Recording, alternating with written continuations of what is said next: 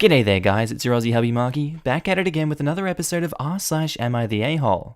Now if you love this one like I love you, be sure to smash that like button and tell me what you think about it. Who is the a-hole in this situation?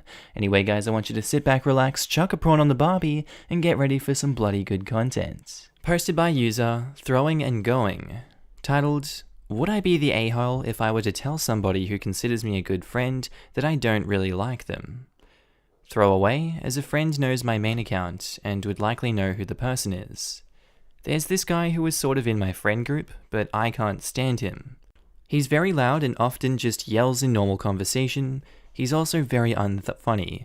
Thinking random loud noises and very randomly decreasing his tone is a good joke. He's very bad with personal space and will randomly walk into people as a joke, and often stands way too close for comfort. He also shows straight up disgusting pictures, including someone being vomited on or someone's face covered in snot, thinking we will laugh, and uses racist jokes way too liberally. I love a good racist joke, but he does it far too much. But he genuinely cares about me and considers me a close friend. A few members of my friend group dislike him too, and one has openly stated it once or twice. I still want to say something eventually and need a second opinion. Would I be the a-hole? You're the a-hole if you do this without ever having said anything to help him correct his behavior. Have you ever asked him to lower his voice or stop doing these things that are annoying? Has anyone ever stood up to him, or are you all uncomfortably letting these moments pass? Crap, I should have mentioned that. Yes, I have, but he just keeps doing it. I don't like it when you bump into me, I don't like the frequent racist jokes, and I don't like when you share gross things with a group. It makes it tough to be your friend when you keep ignoring how I feel about things. Might be a good way to communicate that his actions are negatively affecting the friendship without straight up telling him that you don't like him. Thanks for the advice. I did mention in a comment below what I said to him, and I do believe I should give him one more shot. You've been very helpful. Info. It's completely dependent on how you've told him. If you just shouted, "You suck, eat bricks, nobody likes you," you'd be an a-hole. If you sat him down and explained it in a normal, mature manner, you would be fine. All depends on how you tell him. I agree. As pointed out by another commenter, I forgot to mention that I did indeed say something. Here is an exact quote of what I said. "Listen man, I get what you're doing makes you laugh, but others, including me, don't find it as funny as you. Could you please turn it down a bit? I'd really appreciate it." Quick edit, but he continued anyways. Not the a-hole. He probably doesn't realize what he says, and the pictures he shows you is inappropriate and gross. Try talking to him calming and telling him to tone it down first. I have before, and though he stopped briefly, he continued doing it less than a day later. I'd say it's a lost cause then. I'm gonna be controversial here. I'm gonna say their approach is obviously the a-hole, but they're not the a-hole for bringing it up and fixing the situation. Update. Despite my efforts, my former friend refused to listen, and I just won't put up with it. So this is the original post. I did what you guys told me to, and he did indeed change. For 2 days. Afterwards, he went straight back.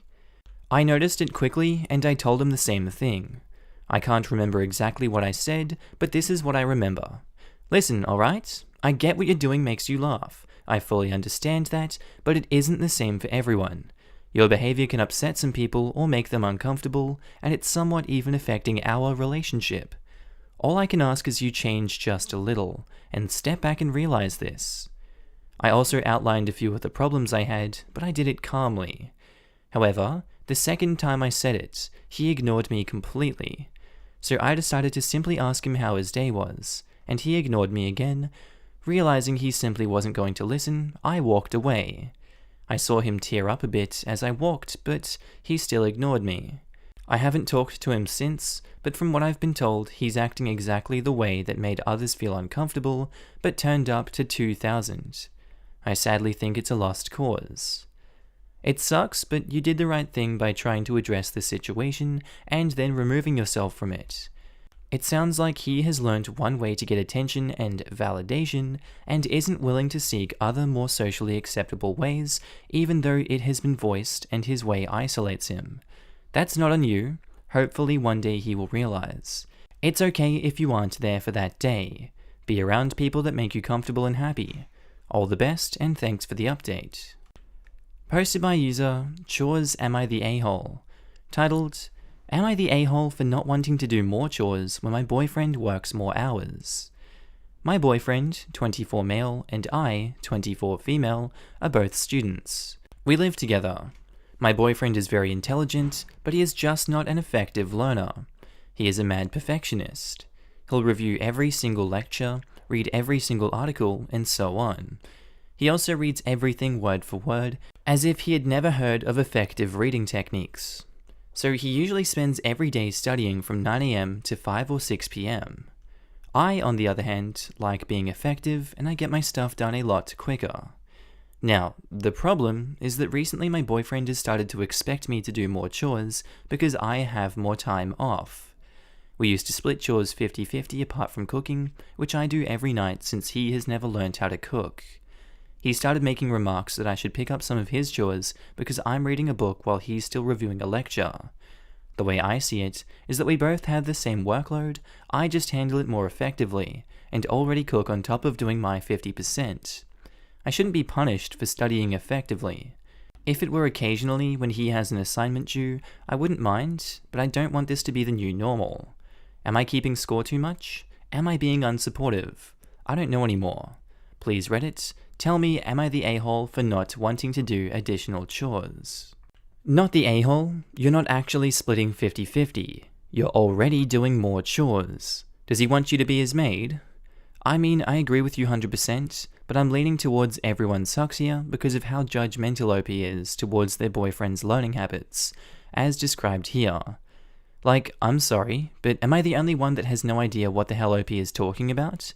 How is reading every word of something a poor or non-effective reading technique?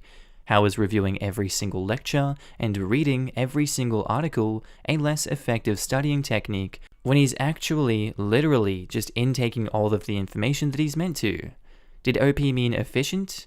Or do they seriously believe that skimming an article or reading is a more effective reading technique than actually reading every word? I just don't get the condescension or reasoning here at all. Different people have different learning mechanisms and reading techniques for ideal comprehension and retention. Some people can listen to a lecture once and skim a handful of articles and fully understand and remember everything important from them.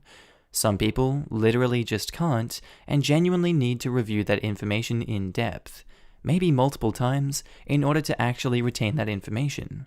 What works from one person's individual form of intelligence, basic comprehension, and information retention isn't going to work for everyone. OP's boyfriend may be the a-hole for asking them to ostensibly be his maid and having poor time management skills. But OP is definitely also the a-hole for being condescending towards their boyfriend's learning style just because it's different from and they perceive it to be less effective from their own. Not the a-hole. I strongly subscribe to the concept that all partners should have equal amounts of free time and not be burnt out. But I think you already do more if you're doing 50% of the cleaning chores and also doing all the cooking. If you're cooking, you're probably grocery shopping more too. I acknowledge that's an assumption, so correct me if I'm wrong. How much extra free time do you have? You're right, as the sole cook, I do the shopping, but I'm pretty organized, so I only go 2 to 3 times a week for an hour maybe. Apart from this, I usually start working at 9 and knock off at 4ish. Then I do my chores, which can take anywhere between 5 minutes and an hour. I start cooking at 6, tea is ready anywhere between 6:20 and 7. Recently, I've started doing the dishes after, so I'm usually done by 8 PM. Why are you shopping, cooking, and doing the dishes? Did he never bother to learn to shop or wash dishes either? He can learn to cook. You're taking on a lot more than he is already, and he wants to add to that? No way. Not the a-hole, and you should figure out this division of labor sooner than later if you want to stay with him. Not knowing how to do something is not an excuse to put it all on you. He can easily learn and help you out. Absolutely. I'm getting cross just reading OP's comments. As someone older who has been through this merry-go-round and seen it play out amongst my peers, OP, sort this out now unless you want a decade or 2 of resentment and a messy divorce. Cooking is a life skill, and there is no excuse of not learning the basics with so many free resources online. If you guys decide between yourself that you take on more of the cooking, then he should be doing something else like clear up or other tasks. If he's not willing, get out now. There are men out there who are willing to act like a grown-up in a relationship. Not the a-hole. From your comments, you study for an hour a day less than he does, and spend 2 to 3 hours a week grocery shopping, and spend between 1.3 and 7 hours a week cooking, then another 7 hours a week doing the dishes, finishing by 8 p.m. So you work on average from 9 a.m. till 8 p.m. with a break from 4 till 6. He works from 9 a.m. to 5 p.m. You are already doing more than your share. If anyone should be taking on more of their shared chores, it's him. Update, am I the a-hole for not wanting to do more chores even though my boyfriend works more hours? Hey everyone, I thought I'd post an update on my situation, although it is nothing spectacular. After I made my last post, I realized how frustrated I actually was. So I sat down with my boyfriend and we had a serious talk. I told him I want to go back to the old split. He wasn't happy, but I told him it's not up for discussion, and if he doesn't like it, he can hire a maid. He couldn't afford this. I went okayish for about 2 weeks, though I had to nag him constantly. But then 3 weeks ago, my professor offered to extend my duties with him. I wouldn't only be his academic assistant anymore, but I could work in a more practical field with him too. I was thrilled and obviously accepted. I told my boyfriend that since I'll be working even more now and he doesn't work at all, I would want a real 50-50 split. This means I would have wanted him to cook and grocery shop too. He cracked the shits and told me he's already upped his game over the last few weeks and doesn't need more to do. This made me think, and I came to the conclusion that I didn't want to be with him anymore. Once I had formed the thought in my head, it was all clear to me, and I really didn't have to think about it for long. I told him 2 weeks ago. I told him that my decision is final and there was no room for negotiation. He wasn't happy and promised he'd do better if I give him another chance. I didn't and moved out. I'm living with a friend for now. I feel relieved and happy. In my experience, never try and veer from the 50-50 split unless the one person is not working, period. Any other split builds resentment. I've found that 60-60 is a better split. Fight to go slightly over the line and do more than the other person. It helps prevent any, oh, I'll leave X to get around to that. I think I've done 50% thoughts, and thus resentment on both sides. In premarital counseling, my very favorite thing the guy said was, marriage is never 50-50. It's closer to both of you being 60-40, and usually you feel like you're doing more and taking less than the other, even if that's not the case. And it put a lot of things into perspective to me in tiffs. I've been doing the 60-60 split all wrong then. So I shouldn't be breaking into my neighbor's apartment and doing their dishes? Posted by user Capital Guard, titled, Am I the a-hole for getting angry at being told I'm not a parent? This is a long one. The background. 12 years ago, my best friend passed away during our last year of university. The accident shook us all, and no one more than his wife, A, who was at that point 4 months pregnant. All 3 of us had been incredibly close friends. She couldn't do it alone, and her family lived 2,000 miles away. After speaking to her about it, I made a decision. I was the more financially stable of the 2 of us. I'd secured a position at a law firm, this is in the UK, and had some inheritance from my grandparents. So I became that base of support. I took A to the doctors, helped her with rent, got her groceries, etc.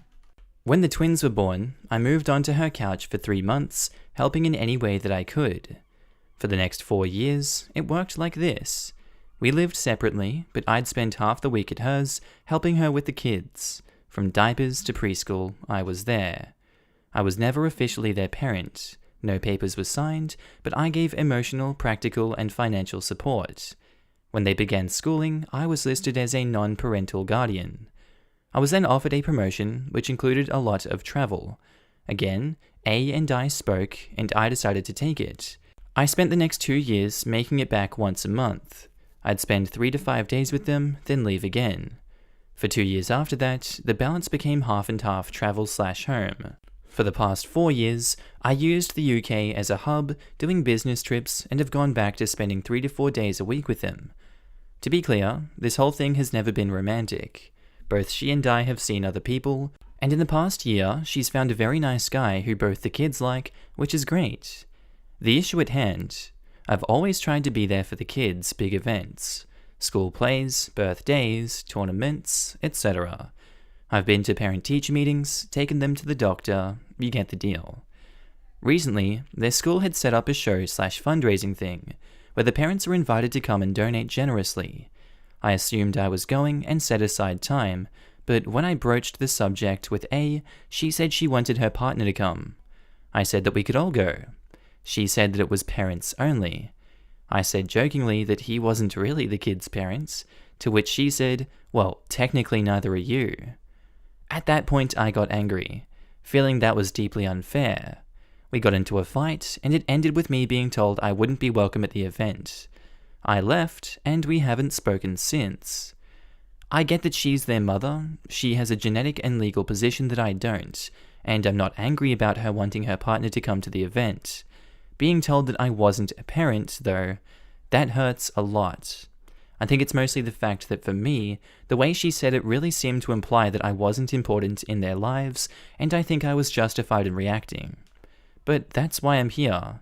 So Reddit, am I the a-hole? Not the a-hole. I definitely see why you'd be upset. That whole situation sounds very complex and difficult to navigate. I think once there's been time to cool down, you should just try to have an open conversation about how that made you feel and ask where you stand in their lives going forward. I don't know her, but it seems really strange she would do that. Hang in there. This one's tough, but I like this answer. OP probably messed up by making this about the new, although 1 year is not that new, partner, instead of about his own status. That clearly got the discussion and argument off on the wrong foot. So not the a-hole, but close. As the answers above says, give this time for both of you to calm down, then find a quiet time when both of you are able to be calm and relaxed and figure out where this is going. It sounds like it started as a helping out, but over time evolved for you, understandably. But it also sounds like the two of you never really discussed that. It is not close. Not at all. OP was showing her fallacies. She is a huge a-hole for one, not inviting him when he has been a parent in all but name for the past 6 to 8 years. 2, trying to negate the role he played in their lives. Ungrateful much? And 3, involving a still new romantic partner that deeply into the children's lives. Super not the a-hole.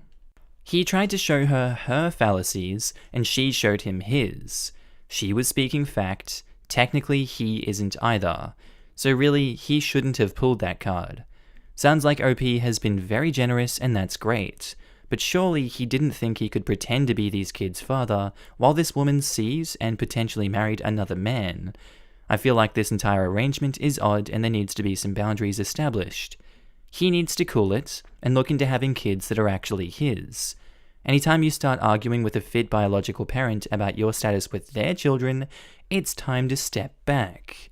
It's not like she's unfit. He's been great and helpful, but that doesn't buy him ownership to children that were never his or intended to be his in the first place. He's not trying to negate her fitness as a parent, but family is ultimately who keeps showing up, and that's him. He has helped parent and financially supported these kids since birth. He may not have legal rights, but he's been a parent their whole lives. Not the a-hole. I say that she is the a-hole because it sounds like you were the parent when it was convenient for her financially, emotionally, and whatever was needed. To then turn around and exclude you from something you want to be a part of, can she not get an additional invite? After all you have done, must feel like a slap in the face. I get that they are her kids, I truly do. But if someone were to do all of that for me, I'd go to the moon and back for them if they asked to show how thankful I was. All that being said, and also reiterating that I think that you're an amazing person to have done all of this, maybe it sounds like it might be time for you to step aside and let her foster and grow her family now without so much intervention.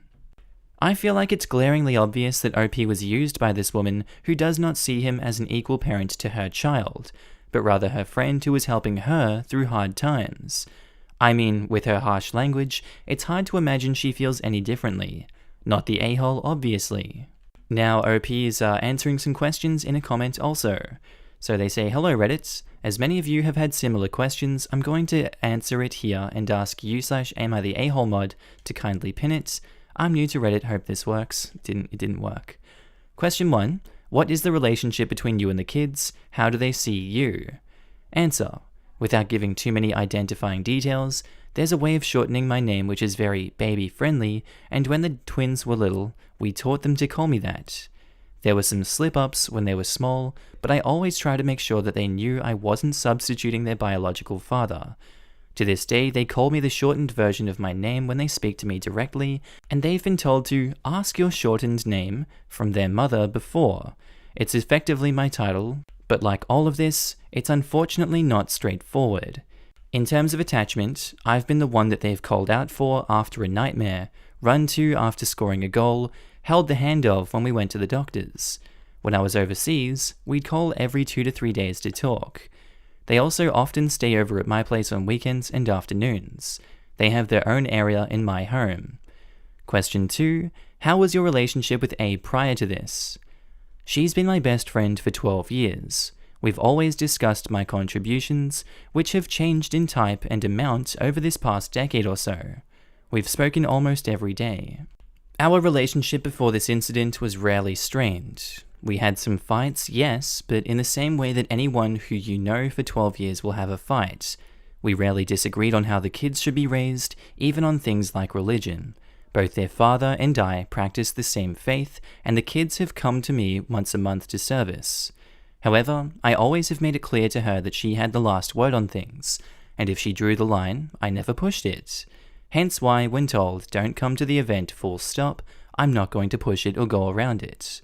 And there's 9 questions in total. They're going to be on screen now. It's too much reading for this episode, I think, so you guys can look at them now. I meant 8 questions, I'm just realizing, and I'm going to move on to the update. Update, am I the a-hole for getting angry at being told I'm not a parent? Well, it's been a long several months, and a lot has happened, so I thought I'd give Reddit an update. There were a lot of not the a-holes and not a-holes on the last post, but also a lot of you're not their parent as well. A mixed feel, but a fair assessment. For the record, I did not attend the show, but was delighted by the pictures. After, as many of you lovely Redditors pointed out, the best thing to do was talk to A. We'd been best friends for over a decade. I'm happy to report we continue to be. I'll give the short of the situation. A and I spoke, a lot. It started with little steps, but we got to the big issues. Our link, my link with the little kids, her new partner, the whole deal. Little by little, we got things set straight and where we both sit on them. As some of you rightly guessed, there was a lot to untangle, but 15 years of friendship saw us through. The next phase was talking to the kids. First A, then us together. I'd already gone back to seeing them, and as I mentioned before, their welfare has always been the priority. Surprisingly, the conversation was more straightforward than it had been with A. Somewhere in the middle, we also spoke. There was a lot of speaking, with A's partner, who I will be calling B. The beginning wasn't the smoothest, but we got there. Here's what came of it. The truth of the matter is, I'm not the twins' biological father, but what we realized was that somewhere in the past 12 years of sharing our lives, and despite trying so hard not to overstep boundaries, I fell into the role. I can't separate myself, and they don't want me to. So slowly, we've been working on what this new unconventional normality looks like. B has been a surprising godsend in all of this. I really think A's found a good guy. I'm still mostly called by my nickname, but the slips have gone uncorrected. In the meantime, B's gotten his own moniker. A little way down the line in all of this, COVID-19 became a thing, so we decided to take a big jump. I moved in for the duration of quarantine. It was easier than moving their whole household into my flat. No better way to put in arrangements to the test. I'm back to my university days of sleeping on the couch, working at the kitchen table, and cooking every dinner. I've stopped not 1, but 2 doomed attempts at self-dyeing hair, and had a conversation with one twin about taking my surname when he's older. He thinks it makes his name sound cooler. I've said that we'll ask his mum. So Reddit, I hope that this can bring a lot of joy to the AITA community. It's not easy, we're adjusting, and we know that this will remain unconventional. However, the kids are happy and we adults are too. P.S. To the Redditor who named me as the Intercontinental Super Uncle Warbucks, when this is all over, I'm getting that on a mug. Edit. Thank you all so much for the well wishes. I'm glad to have been able to share this lovely update with you all. Edit 2. A lot of you lovely folks have inquired about adoption. In the UK, there is no option to adopt someone you are not related to unless you A. apply for an adoption order, which would sever the link with the living parent, or B. are the parent of their living parent. As can be seen, neither would work for our case. However, we figured out a system a long time ago, and it includes what to do if anything were to befall A. The kid's safety is always ensured, I promise. 1000 Lives of Magic says, this is the best outcome possible. Those kids look at you as their father. Parents are the people that show up, not necessarily the people you're related to. Luckily, those awesome kiddos now have 3 humans that know how amazing they are, which is just so awesome, I can't put it into words. OP, you're a damn good man. You have honored your best friend's legacy in an incredible way, and you are navigating a difficult situation with an astounding amount of grace. I hope you find a wonderful partner to share your own life with, so long as that's your desire. My best to you all. Alright, I'm really happy with how this one ended. I don't think anyone's the a-hole right now, so I'm gonna chuck you guys to outro Markee. Have fun. G'day there guys, outro Markee here. Hope you enjoyed the episode as much as I enjoyed making it today. If you did, be sure to like, comment, and subscribe. Tell me what you thought about it down below.